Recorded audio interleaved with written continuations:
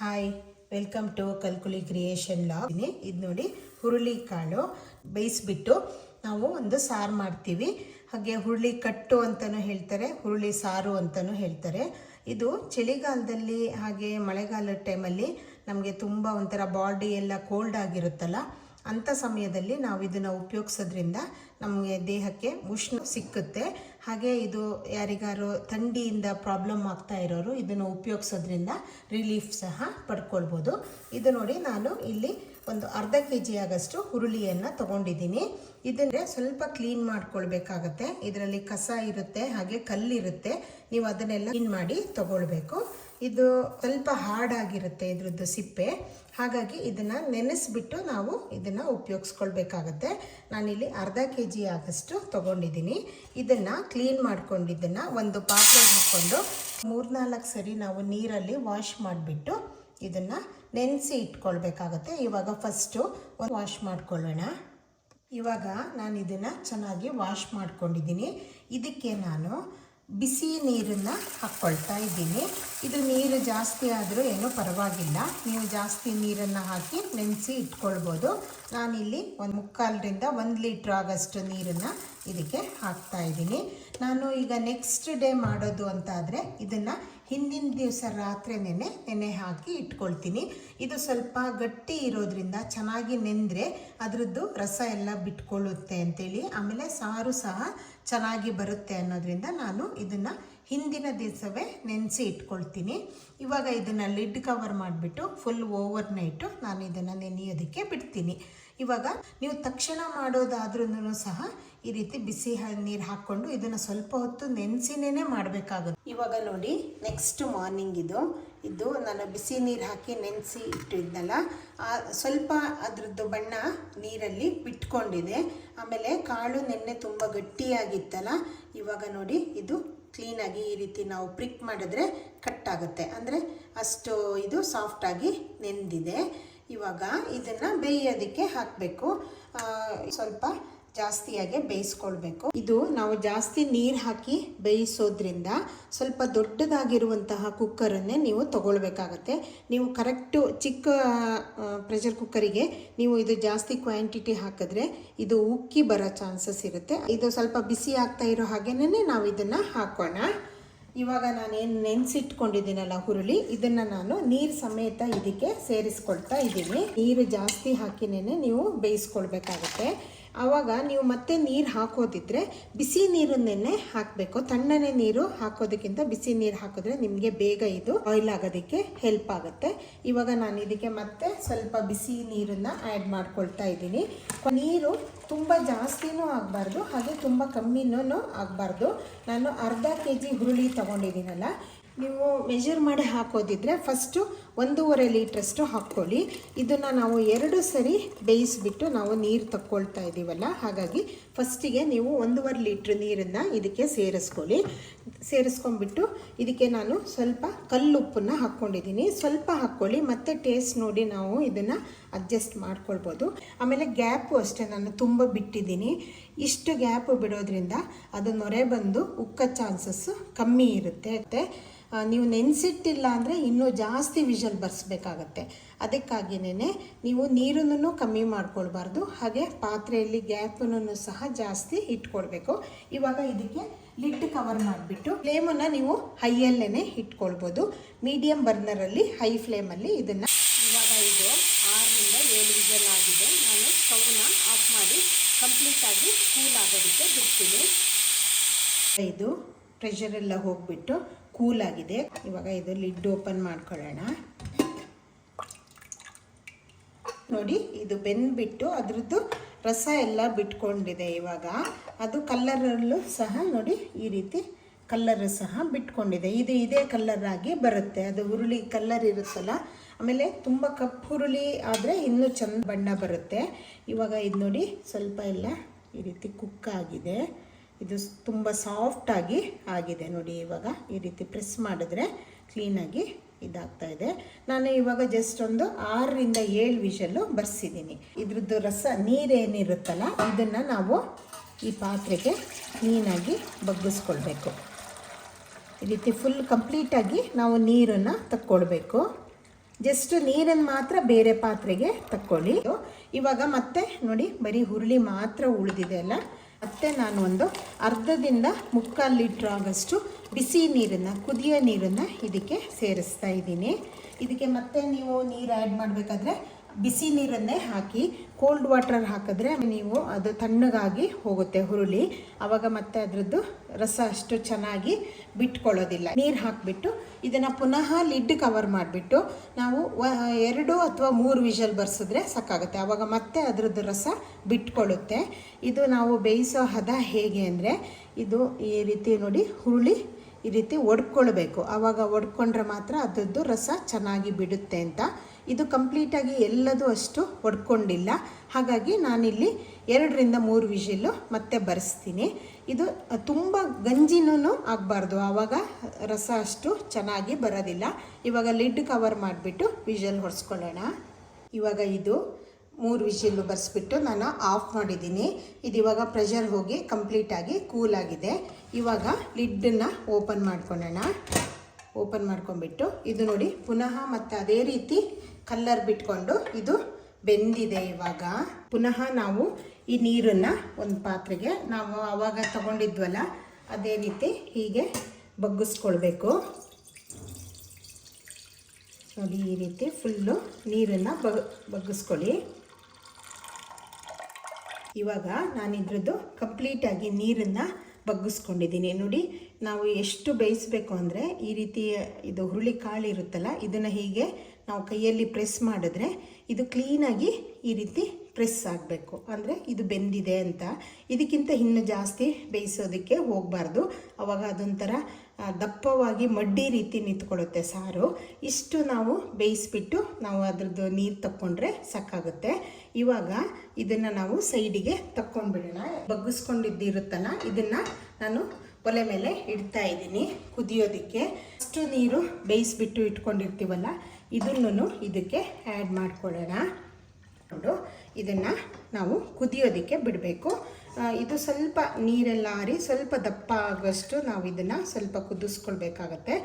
ಅದೇ ಟೈಮಲ್ಲೇ ನೀವು ಸ್ವಲ್ಪ ಉಪ್ಪನ್ನು ಇದಕ್ಕೆ ಹಾಕ್ಕೊಳ್ಬೇಕು. ನಾನಿಲ್ಲಿ ಕಲ್ಲುಪ್ಪನ್ನು ಇಲ್ಲಿ ಹಾಕ್ಕೊಳ್ತಾ ಇದ್ದೀನಿ. ಇದು ಮುಂಚೆ ಹಾಕ್ಕೊಳೋದ್ರಿಂದ ಕರಗುತ್ತೆ ಅಲ್ಲ, ಅದಕ್ಕೆ ನಾನಿಲ್ಲಿ 1.5 ಟೀ ಸ್ಪೂನ್ ಆಗೋಷ್ಟು ಆ್ಯಡ್ ಮಾಡ್ಕೊಂಡಿದ್ದೀನಿ. ಇದು ಮತ್ತೆ ಬೇಕು ಅಂದರೆ ನಾವು ಟೇಸ್ಟ್ ನೋಡಿಬಿಟ್ಟು ಆ್ಯಡ್ ಮಾಡ್ಕೊಳ್ಬೋದು. ಇವಾಗ ಲಿಡ್ ಕವರ್ ಮಾಡಿಬಿಟ್ಟು ಇದು ಚೆನ್ನಾಗಿ ಕುದಿ ಬರೋದಕ್ಕೆ ಬಿಟ್ಬಿಡೋಣ. ಇವಾಗ ಅದು ಸಾರು ಕುದಿಯೋಷ್ಟೊತ್ತಿಗೆ ನಾವು ಅದಕ್ಕೆ ಖಾರನ ರೆಡಿ ಮಾಡ್ಕೊಳ್ಳೋಣ. ಮೊದಲಿಗೆ ಇಲ್ಲಿ ನಾನು 2 ಟೇಬಲ್ ಸ್ಪೂನ್ ಆಗೋಷ್ಟು ತೆಂಗಿನಕಾಯಿ ತುರಿನ ತಗೊಳ್ತಾ ಇದ್ದೀನಿ. ಇದು ನೀವು ತೆಂಗಿನಕಾಯಿ ತುರಿನಾರು ತೊಗೋಬೋದು, ಇಲ್ಲಾಂದರೆ ಒಣ ಕೊಬ್ಬರಿನಾದರೂ ತೊಗೊಳ್ಬೋದು. ಇಲ್ಲಿ ನಾನು 2 ಟೇಬಲ್ ಸ್ಪೂನ್ ಆಗೋಷ್ಟು ಹಸಿ ತೆಂಗಿನಕಾಯಿ ತುರಿನ ಹಾಕ್ಕೊಳ್ತಾ ಇದ್ದೀನಿ. ನಂತರ ಇದಕ್ಕೆ ಒಂದು ಚಿಕ್ಕ ಗಡ್ಡೆ ಬೆಳ್ಳುಳ್ಳಿಯನ್ನು ತಗೊಳ್ತಾ ಇದ್ದೀನಿ. ನೋಡಿ ಇಷ್ಟು ಬೆಳ್ಳುಳ್ಳಿಯನ್ನು ಇದಕ್ಕೆ ಹಾಕ್ಕೊಳ್ತಾ ಇದ್ದೀನಿ. ನಂತರ ಒಂದು ಸ್ವಲ್ಪ ಕೊತ್ತಂಬರಿ ಸೊಪ್ಪನ್ನು ಹಾಕ್ಕೊಳ್ತಾ ಇದ್ದೀನಿ. ಹಾಗೆ ಒಂದು 15ರಿಂದ 20 ನಾನು ಇಲ್ಲಿ ಜೀರಿಗೆ ಮೆಣಸನ್ನು ತಗೊಳ್ತಾ ಇದ್ದೀನಿ. ಇದಕ್ಕೆ ಜೀರಿಗೆ ಮೆಣಸು ಉಪಯೋಗಿಸೋದ್ರಿಂದ ಟೇಸ್ಟು ಚೆನ್ನಾಗಿ ಬರುತ್ತೆ. ನಂತರ ಒಂದು ಅರ್ಧ ಟೀ ಸ್ಪೂನ್ ಆಗೋಷ್ಟು ಅರಿಶಿನ ಪುಡಿನ ನಾನು ಇದಕ್ಕೆ ಸೇರಿಸ್ಕೊಳ್ತಾ ಇದ್ದೀನಿ. ನಂತರ ಇದಕ್ಕೆ ಖಾರಕ್ಕೆ ನಾವು ಅಚ್ಕಾರದ ಪುಡಿನ ಹಾಕ್ಕೊಳ್ಬೇಕಾಗತ್ತೆ. ನಾನಿಲ್ಲಿ 3 ಟೀ ಸ್ಪೂನ್ ಆಗೋಷ್ಟು ತೊಗೊಂಡಿದ್ದೀನಿ. ನಂತರ ಇದಕ್ಕೆ ಒಂದು ಅರ್ಧ ಟೀ ಸ್ಪೂನ್ ಆಗೋಷ್ಟು ನಾವು ಕಾಳು ಮೆಣಸಿನ ಪುಡಿನ ಹಾಕ್ಕೊಳ್ಬೇಕು. ನೋಡಿ ಅರ್ಧ ಟೀ ಸ್ಪೂನ್ ಆಗೋಷ್ಟು ಕಾಳು ಮೆಣಸಿನ ಪುಡಿನೂ ಸಹ ಸೇರಿಸ್ಕೊಳ್ತಾ ಇದ್ದೀನಿ. ಆಮೇಲೆ ನಾನಿಲ್ಲಿ 1 ಟೀ ಸ್ಪೂನ್ ಆಗೋಷ್ಟು ಜೀರಿಗೆನೂ ಸಹ ಇದಕ್ಕೆ ಸೇರಿಸ್ಕೊಳ್ತಾ ಇದ್ದೀನಿ. ಇಲ್ಲಿ ನಾವು ಸ್ವಲ್ಪ ಕೊತ್ತಂಬರಿ ಸೊಪ್ಪು ಯೂಸ್ ಮಾಡಿರೋದ್ರಿಂದ ನಾನಿಲ್ಲಿ ಜಸ್ಟ್ 1 ಟೀ ಸ್ಪೂನ್ ಆಗೋಷ್ಟು ಧನಿಯಾ ಪೌಡರನ್ನು ಯೂಸ್ ಮಾಡ್ಕೊಳ್ತಾ ಇದ್ದೀನಿ. ಇದ್ರ ಜೊತೆಗೆ ನಾವೇನು ಹುರುಳಿ ಬೇಯಿಸಿರ್ತೀವಿ ನೋಡಿ ಅದನ್ನು ಸಹ 2 ಟೇಬಲ್ ಸ್ಪೂನ್ ಆಗೋಷ್ಟು ನಾನಿಲ್ಲಿ ಆ್ಯಡ್ ಮಾಡ್ಕೊಳ್ತಾ ಇದ್ದೀನಿ. ಇದು ಥಿಕ್ನೆಸ್ ಕೊಡುತ್ತೆ ಸಾರಿಗೆ, ಹಾಗಾಗಿ ಸ್ವಲ್ಪ ನಾವು ಇದನ್ನು ರುಬ್ಬೋದಕ್ಕೆ, ಖಾರ ರುಬ್ಬೋದಕ್ಕೆ ಇದನ್ನು ಆ್ಯಡ್ ಮಾಡ್ಕೊಳ್ಬೇಕು. ಆದರೆ ತುಂಬ ಜಾಸ್ತಿನೂ ಹಾಕ್ಕೊಳ್ಬಾರ್ದು, ತುಂಬ ಜಾಸ್ತಿನೂ ಹಾಕ್ಕೊಳ್ಬಾರ್ದು, ಸ್ವಲ್ಪ ಹಾಕ್ಕೊಂಡ್ರೆ ಸಾಕಾಗುತ್ತೆ. ಇವಾಗ ಇದಕ್ಕೆ ನಾವು ಸ್ವಲ್ಪ ನೀರನ್ನು ಆ್ಯಡ್ ಮಾಡ್ಕೊಂಡ್ಬಿಟ್ಟು ನೀವು ಮಾಮೂಲಿ ತರಕಾರಿ ಸಾಂಬಾರಿಗೆಲ್ಲ ಹೇಗೆ ಖಾರ ರುಬ್ತಿರಲ್ಲ ಅದೇ ರೀತಿ ರುಬ್ಕೊಳ್ಬೇಕು. ಇವಾಗ ಇದನ್ನು ನೋಡಿ ನಾನು ನುಣ್ಣಗೆ ತುಂಬ ಫೈನ್ ಪೇಸ್ಟ್ ಮಾಡಿ ರುಬ್ಬಿಟ್ಕೊಂಡಿದ್ದೀನಿ. ಆದಷ್ಟು ತುಂಬ ನುಣ್ಣಗಾಗಿನೇ ಇದನ್ನು ರುಬ್ಕೊಳ್ಳಿ. ಇವಾಗ ನೋಡಿ ಇದು ಚೆನ್ನಾಗಿ ಕುದಿ ಬರ್ತಾ ಇದೆ. ನಿಮಗೆ ಬೇಕು ಅಂದರೆ ಇದನ್ನು ಇನ್ನೂ ಒಂದು ಸ್ವಲ್ಪ ನೀವು ಕುದಿಸ್ಬಿಟ್ಟು ಕ್ವಾಂಟಿಟಿನ ಕಮ್ಮಿ ಮಾಡ್ಕೊಳ್ಬೋದು, ದಪ್ಪ ಮಾಡ್ಕೊಳ್ಬೋದು. ಇಲ್ಲ ಅಂದರೆ ನೀವು ಈ ಕನ್ಸಿಸ್ಟೆನ್ಸಿ ಇರೋ ಹಾಗೇನೆ ನೀವು ಖಾರನೂ ಸಹ ಆ್ಯಡ್ ಮಾಡ್ಬೋದು. ನೋಡಿ, ಇದು ಈ ರೀತಿ ನೀರಾಗಿ ಇದೆ. ನಾವು ಖಾರ ಹಾಕಿದ ತಕ್ಷಣ ಇದು ಸ್ವಲ್ಪ ದಪ್ಪ ಆಗುತ್ತೆ. ನಾನಿವಾಗ ಇದಕ್ಕೆ ನಾನೇನು ಮಸಾಲ ರುಬ್ಕೊಂಡಿದ್ದೀನಲ್ಲ ಅದನ್ನು ಆ್ಯಡ್ ಮಾಡ್ತಾ ಇದ್ದೀನಿ. ಇದು ಫುಲ್ಲು ಕಂಪ್ಲೀಟಾಗಿ ಈ ಮಸಾಲಾನ ಇದಕ್ಕೆ ಆ್ಯಡ್ ಮಾಡ್ಕೊಳ್ಳಿ. ಇವಾಗ ನೋಡಿ, ಈ ಮಸಾಲ ಎಲ್ಲ ಆ್ಯಡ್ ಮಾಡಿದ್ದೀನಲ್ಲ, ಇದನ್ನು ಕ್ಲೀನಾಗಿ ಮಿಕ್ಸ್ ಮಾಡಬೇಕು.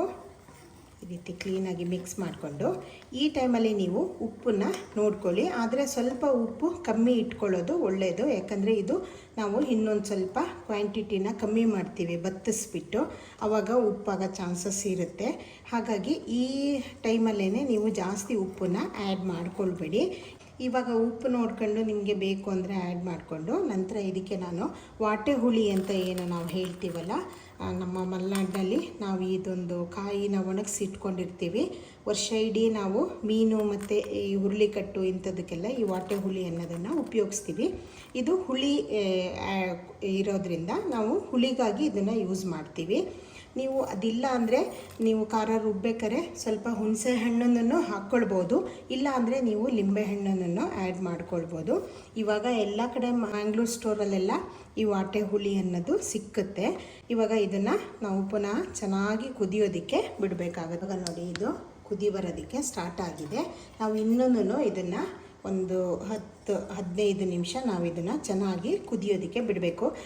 ಹಾಗೆ ಹುರುಳಿಕಾಳು ಆರೋಗ್ಯಕ್ಕೆ ತುಂಬ ಒಳ್ಳೆಯದು. ಇದು ಸ್ವಲ್ಪ ಉಷ್ಣ ಪ್ರಕೃತಿ ಹೊಂದಿದೆ. ಇದು ತುಂಬ ಹೈ ಪ್ರೋಟೀನು ಹೊಂದಿದೆ ಈ ಹುರುಳಿಕಾಳು.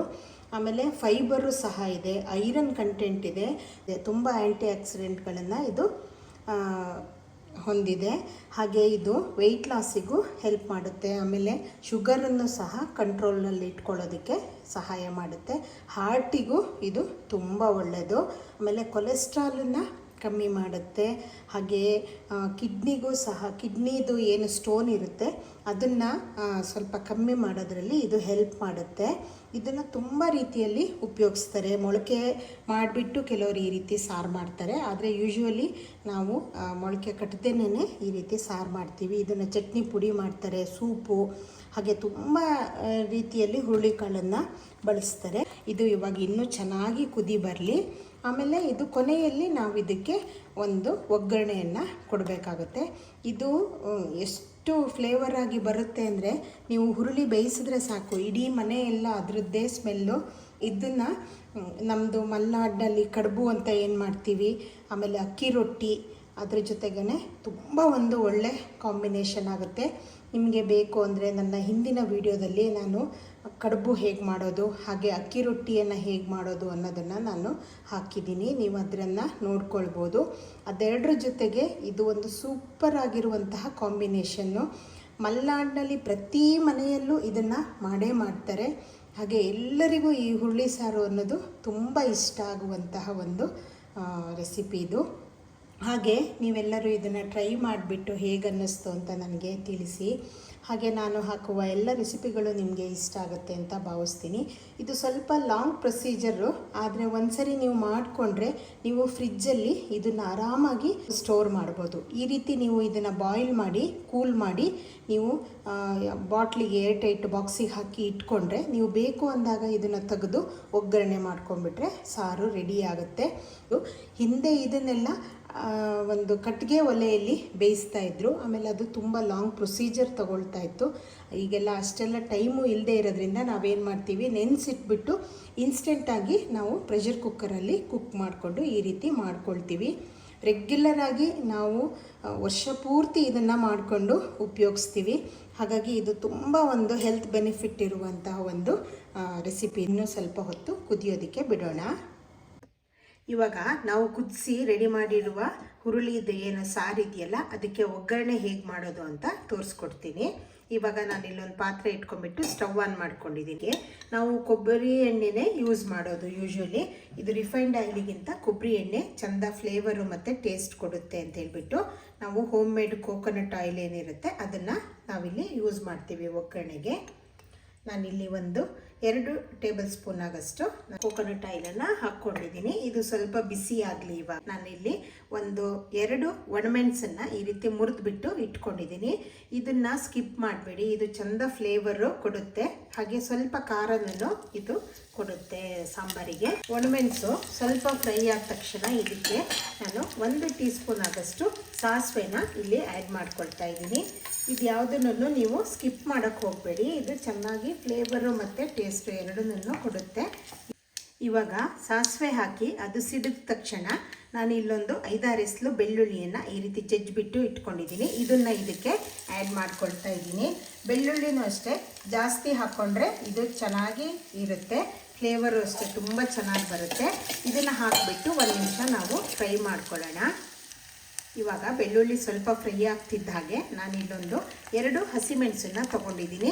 ನಿಮಗೆ ಖಾರ ಜಾಸ್ತಿ ಬೇಕು ಅಂದ್ರೂ ನೀವು ಇದನ್ನು ಖಾರನನ್ನು ಜಾಸ್ತಿ ಹಾಕ್ಕೊಳ್ಬೋದು. ಹಸಿಮೆಣಸನ್ನು ನೀವು ಜಾಸ್ತಿ ಹಾಕ್ಕೊಂಡು ನಿಮಗೆ ಎಷ್ಟು ಖಾರ ಬೇಕೋ ಅಷ್ಟು ನೀವು ಅಡ್ಜಸ್ಟ್ ಮಾಡಿಕೊಡಿ. ಈಗ ಹಸಿಮೆಣಸು ಹಾಕಿ ಮತ್ತೆ ಸ್ವಲ್ಪ ಹೊತ್ತು ನಾವು ಇದನ್ನು ಫ್ರೈ ಆಗೋದಕ್ಕೆ ಬಿಡೋಣ. ಇವಾಗ ಹಸಿಮೆಣಸು ಹಾಕಿ ಸ್ವಲ್ಪ ಫ್ರೈ ಮಾಡಿದ ನಂತರ ನಾನಿಲ್ಲಿ ಕರಿಬೇವಿನ ಸೊಪ್ಪನ್ನು ಹಾಕ್ಕೊಳ್ತಾ ಇದ್ದೀನಿ. ಇದು ಫ್ಲೇವರನ್ನು ಕೊಡುತ್ತೆ.